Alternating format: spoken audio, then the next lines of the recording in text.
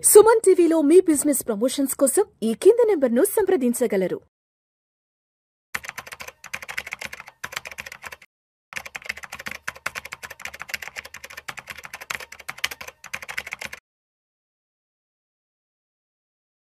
రామచంద్రమూర్తి గారు నమస్తే సార్. నమస్తే విష్ణు గారు. Welcome to Vishnu talks. Thank you. So Ramachandramurthy గారు, బంగారం వెండి ధరల గురించి కొంచెం డీటెయిల్ గా మాట్లాడుకుందాము. బంగారం వెండి ధరల విషయానికి వస్తే 24 క్యారెట్లు 10 గ్రాములు బంగారం ధర 1,27,150 రూపాయలు ఉంది. 22 క్యారెట్లు 10 గ్రాముల విషయానికి వస్తే 1,14,000 1,15,000 వద్ద ట్రేడ్ అవుతోంది. అండ్ సిల్వర్ విషయానికి వస్తే 1,64,000 1,65,000 వద్ద ట్రేడ్ అవుతుంది, ఇంక్లూడింగ్ 3% GST. సో ఏంటి ఇప్పుడు బంగారం వెండి ధరలు పెరుగుతున్నట్ట, అలానే ఆగినట్ట, తగ్గినట్ట, ఇప్పుడు కొనాలా కొనకూడదా? ఇవి పబ్లిక్ లో ఉన్న క్వశ్చన్స్. మీరేం చెప్తారు? Very good sir. యాక్చువల్గా అంటే బంగారానికి ట్రంప్ గారికి రిలేషన్ ఉందండి. ఆయన గట్టిగా అరుస్తుంటే బంగారం పెరుగుతుంది, ఆయన కొంచెం నార్మల్ అయితే బంగారం నార్మల్ అవుతుంది. ఇప్పుడు ట్రంప్ గారి టారిఫ్లు కానీ ఇవన్నీ కూడా తగ్గించారు అనమాట. అంటే మనకి ఈక్విటీ మార్కెట్ సైడ్ పాజిటివ్గా ఉంది. సో కొంచెం గోల్డ్ సిల్వర్ ఏమవుతుందంటే ఇంటర్నేషనల్ అదివరకు $4,400కి వెళ్ళిపోయింది, ఇప్పుడు $4,100కి వచ్చింది. అంటే అంతకుముందు యుఎస్ షట్ డౌన్ అయింది, అది కొంచెం రిలీజ్ అయింది. సో అలాగే పెద్ద వార్స్, యుక్రెయిన్ వార్ నార్మల్, కానీ పెద్ద ఎక్కువ అన్సర్టనిటీస్ తగ్గుతున్నాయి. సో కాబట్టి ఏంటంటే బంగారం అయితే కొంచెం అక్కడ స్టాండర్డ్ అవుతుంది. బట్ 4,000 అయితే మేజర్ బేస్. అదివరకు 3,900 దాకా వచ్చింది. అంటే మొన్న లాస్ట్ వీక్ 1,17,000 దాకా వచ్చింది గోల్డ్. సో ఇప్పుడు ఏంటంటే గోల్డ్ కూడా ఇప్పుడు తగ్గుతూ ఆ రేంజ్లో అయితే ఉంది. అంటే 1,27,000 నుంచి 1,19,000 మధ్యలో రేంజ్లో ఉంది ప్రజెంట్. సో అయితే మనం ఏం చేయొచ్చు అంటే ఓవరాల్గా చూస్తే గోల్డ్ సిల్వర్లో ఇప్పుడు అంతకు ముందుకి ఇప్పటికి తేడా ఏంటంటే, ఇది కొంచెం అందరూ అర్థం చేసుకోవాలంటే, ఒకప్పుడు సిల్వర్ 1990లో 100 అదే బాగా పెరిగి మళ్ళీ 1 yearలో తగ్గింది. కానీ ఇప్పుడు సిల్వర్ తగ్గితే మళ్ళీ 1 lakh వస్తుందా అంటే ఛాన్సెస్ కష్టం. ఎందుకంటే సిల్వర్కి ఇండస్ట్రియల్ యూసేజ్ బాగా పెరుగుతుంది. అంటే సోలార్ వెహికల్స్లో కానీ, ఫోన్స్లో కానీ, chip manufacturing, so electrical panels, వీటన్నిటికీ సిల్వర్ డ్యూయల్ యూసేజ్ ఉంది. కాబట్టి ఏంటంటే సిల్వర్ అయితే ఇంకా బేస్ తగ్గినా ఒక 10,000 20,000 తగ్గుతుంది కానీ, బట్ 1,20,000 1,30,000 వచ్చినా మళ్ళీ అక్కడి నుంచి సపోర్ట్ తీసుకొట్టే ఛాన్సెస్ ఉన్నాయి. అలాగే గోల్డ్ కూడా 1,20,000 బేస్ రేట్ అయిపోయింది మనకి. 1 lakh మ్యాక్సిమం వచ్చిన 1,15,000 అక్కడ వరకు ఛాన్సెస్ ఉందండి.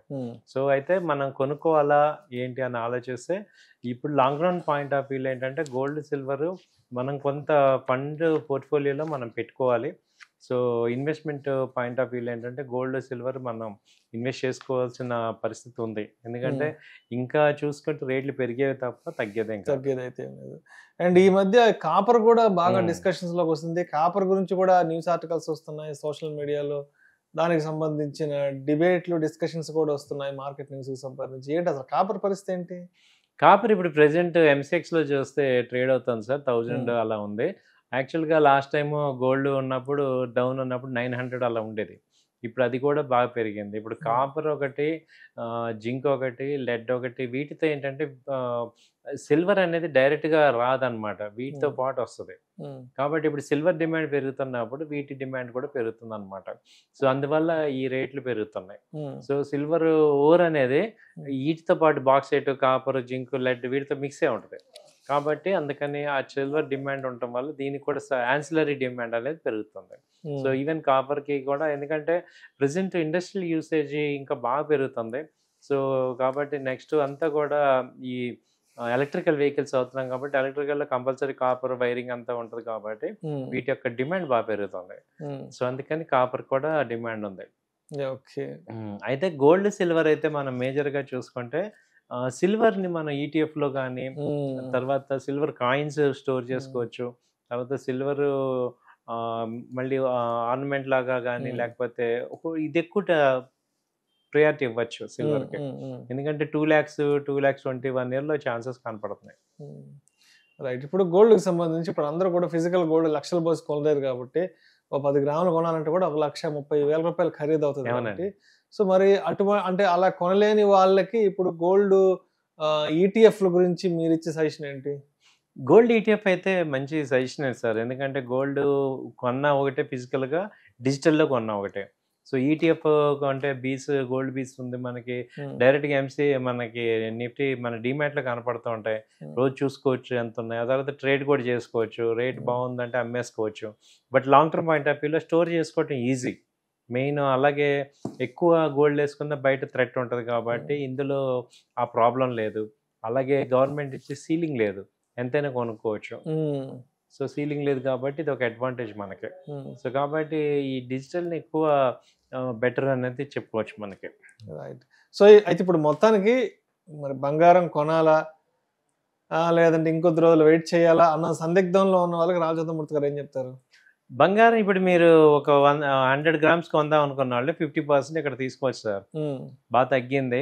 అలా అని ఇంకా తగ్గుతుందా అంటే కొంచెం ఛాన్సెస్ ఉంది తప్ప మళ్ళీ అది పెరిగేదే. సో కాబట్టి ఒక బై అండ్ డిప్స్ లాగా కొనుక్కోండి. ఒక ఈ రేట్లో కొంత, మళ్ళీ తగ్గితే కొంత. బంగారానికి అంటే కొంత అమౌంట్ పెట్టేయండి. ఆ అమౌంట్ ఏం చేయాలంటే బై అండ్ డిప్స్ లాగా చేసుకోండి. సో బాగానే ఉంటుంది. సిల్వర్ కూడా సేమ్. సిల్వర్ కూడా కొనుక్కోవచ్చు. సిల్వర్ కూడా మంచి వాల్యూ వచ్చేస్తుంది. Right sir. Thank you sir. Thank you so much. Thank you అండి. Thank you.